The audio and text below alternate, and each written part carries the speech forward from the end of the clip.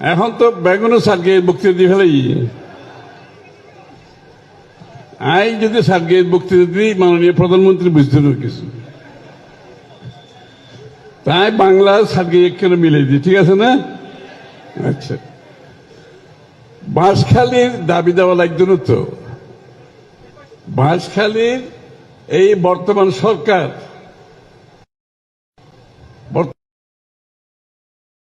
জনাব তারেক রহমানের রাজনীতি কমপ্লিটলি ভিন্ন ধরনের রাজনীতি। এই রাজনীতি আর দেখুন না, গোড়া বাংলাদেশের যুব সমাজ, শিশু, মহিলা, কৃষক, শ্রমিক, ব্যবসায়ী, পেশাজীবী, অন্যান্য দেখুন না, এই বাজারের মধ্যে কেউ বাদ গিয়ে না, কেউ বাদ গিয়ে না। প্রত্যেকটি মানুষের সমস্যা মাননীয় প্রধানমন্ত্রীর কাছে জানা আছে এবং প্রত্যেকটা মানুষের জীবন ধারণ জন্মোত্তর মৃত্যু পর্যন্ত রাষ্ট্রের দায়িত্ব কেন পালন করেন ফলে মাননীয় প্রধানমন্ত্রী নতুন রাজনীতি শুরু করছে।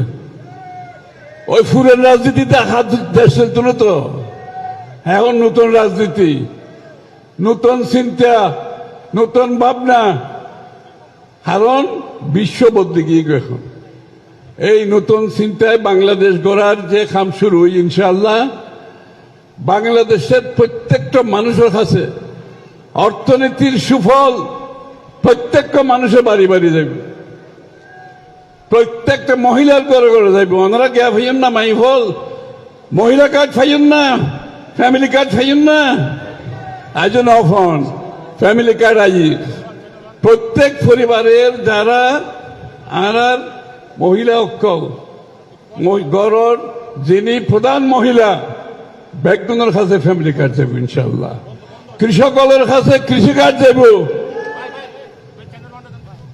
আর আলেম ওলামা মিলি আলাদা বাতা দেওয়া হই এবং চিকিৎসা সর্বস্তরের মানুষদের চিকিৎসা দেওয়া যায় বিনা পয়সায়। শরীর খারাপ না হইবার লাই যত ব্যবস্থা তার ব্যবস্থা করা যায়। শিক্ষা স্বাস্থ্যর খাতে সবচেয়ে বেশি বরাদ্দ দেওয়া গিয়ে, ঠিক আছে না? সবচেয়ে বেশি বরাদ্দ, কারণ শিক্ষা স্বাস্থ্য হইতে মানুষের মূল খরচ। শিক্ষা স্বাস্থ্য খরচ কমে গেলে গই এবং ফ্যামিলি কার্ডের টেয়া ফাইলি, কৃষক কার্ডের টেয়া ফাইলি, মৌলই ওলামা করে টেয়া ফাইলি, আর কেউ বাকি থাকিল না।